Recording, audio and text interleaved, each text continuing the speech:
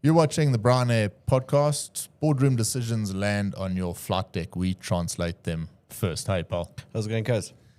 Cool, man. So early in the week, but I thought it would be an opportunity to comment on our previous video.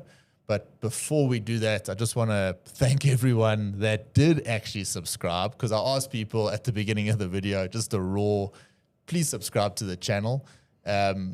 A channel as niche as this one could do with a few more subscribers, and people really did take the bait. And I just want to thank everyone. I think we had about 500 extra subscribers over the weekend. For a small channel, that's massive. So a big thanks to everyone that actually clicked the button there and subscribed. Yeah, 100%. I mean, if you watch other big podcasts out in the world, they all say the same thing. There's a very large percentage of people that view the show, like sometimes up to 60% that aren't subscribed. And, it does make a massive difference. So from my side, thanks as well.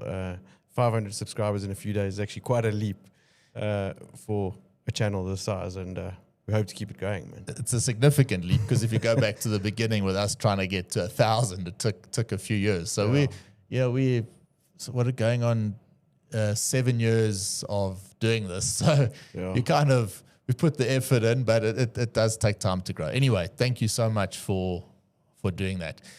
The video we put out on last week, all about the FlySafair deal. I don't even have my computer in front of me today, because I want this to be basically an opinion piece, but given it time to think about, a few more things. There's also been some really good comments. In fact, there were a huge amount of comments. Yeah. I'm going to take one in particular that sort of sums it up nicely, my sort of feeling over the weekend. But before we get to the comment, I did my best this weekend to actually chat to people outside of aviation, as opposed to, all of us, in it, and just to get the general consensus there. And one thing that I did pick up, and it's a very real thing, is that I think there's a huge amount of emotion around this FlySafair Harith deal. And at the end of the day, it's a business deal. And I'm not the world's best businessman, but I can pretty much assure you that when you're making a business decision, that emotion stays out of it. Yeah. And if you look at it from a pure business decision on Harith's side and on FlySafair, and again, guys, this is not based on an article, it's just from letting it simmer over the weekend. What an excellent deal for both parties. If you look at Harith, they were associated with the original SAA, the Takatso deal that involved Global. Now, these guys have a decent track record, and they obviously know what they were doing, because their partner on that one would have been Global. Mm-hmm. Global's a very well-run, very well-respected airline. So their linking to that deal kind of already is like a bit of a tick in their box. Now, Safair, I mean, what an airline these guys are managing to acquire here, because let's face it, Safair, the growth and what they have done is pretty remarkable on a world level.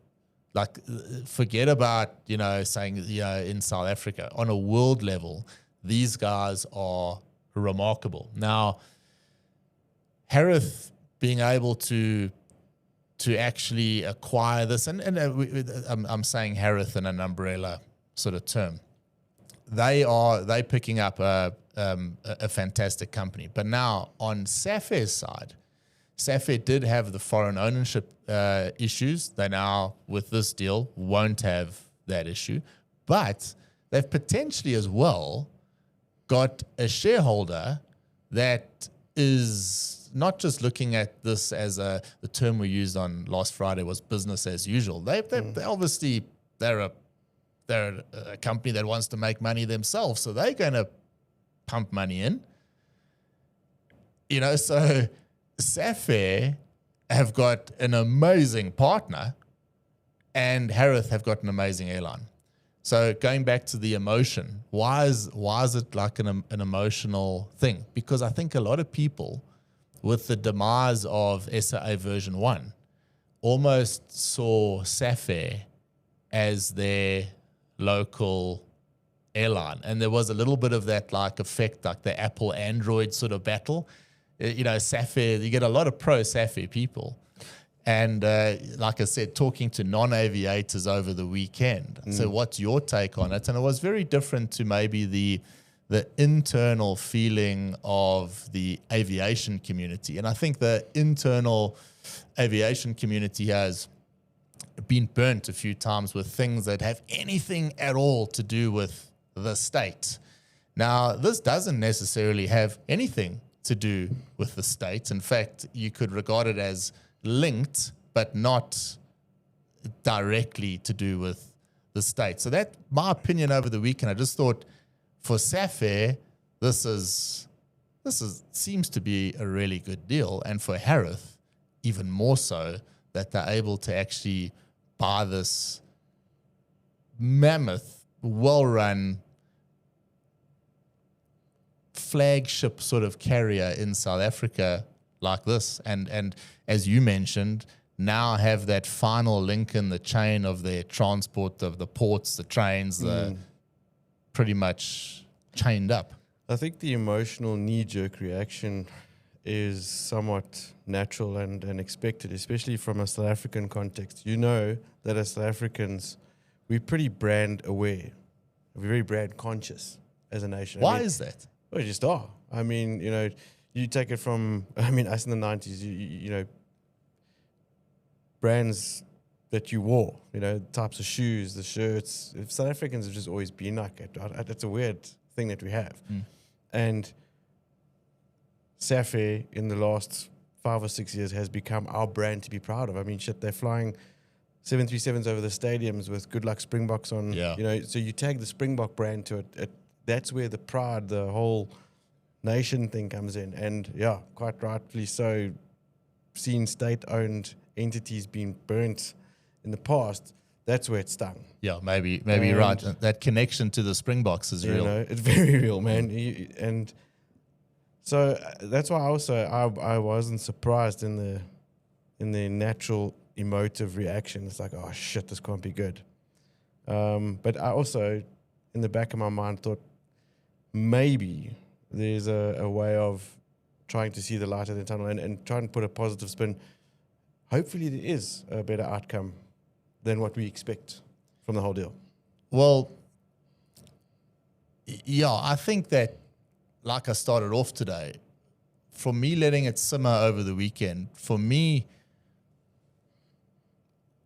I think that there's potentially a huge amount to be gained from this partnership. And let's face it, there was also a lot to be lost by not having this partnership, because what would have happened with the foreign investment side? Would that mean that they would disband the airline or so? I'm not saying they were, but that would be the absolute worst case scenario. Yeah. So the best case scenario is that the airline continues, and it continues with a proper partner that is potentially going to pump more money, more investment in. But anyway, let's get to one of the comments here. There's a hell of a lot of comments, so I'm not going to go through all of them. But this one is sort of makes a lot of sense here.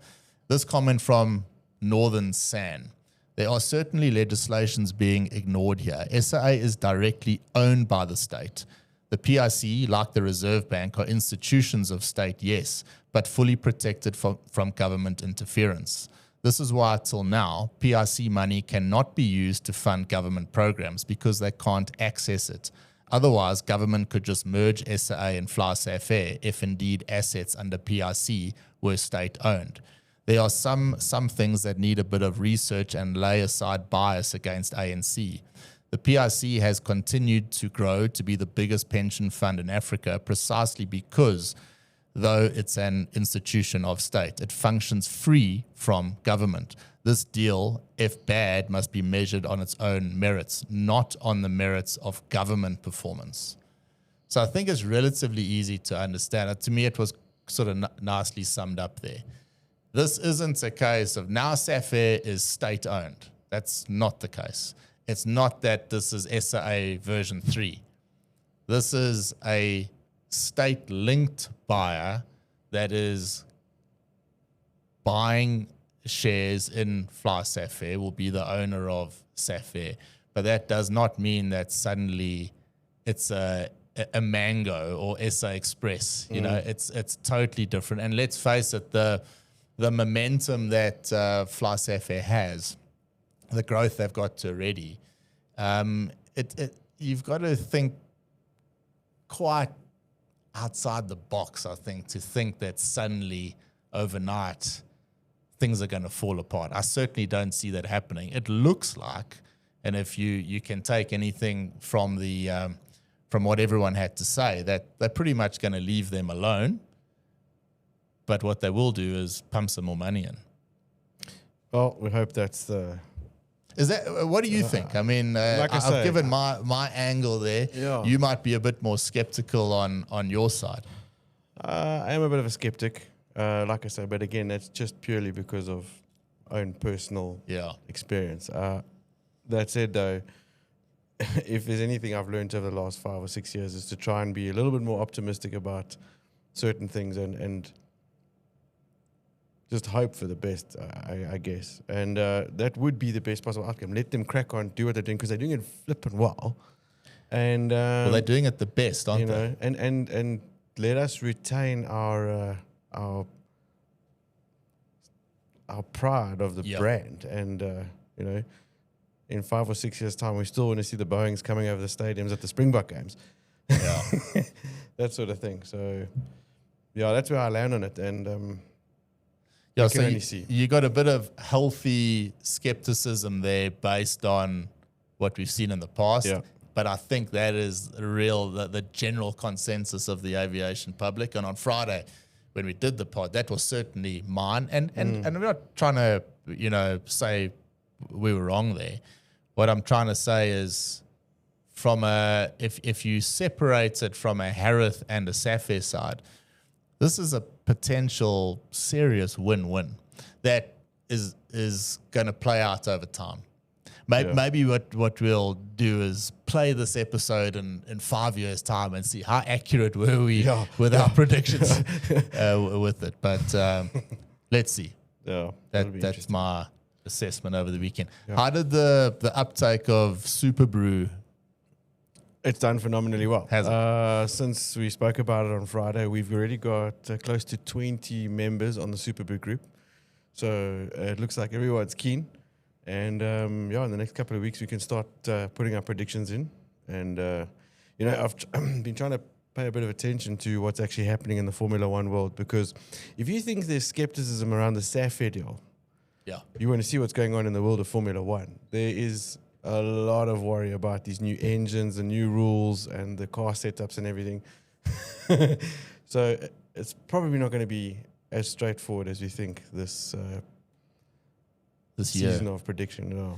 Yeah, one of the things that interests us with Formula One, I've always been into F1, but and if you're wondering, but why? How does this fit into an aviation pod?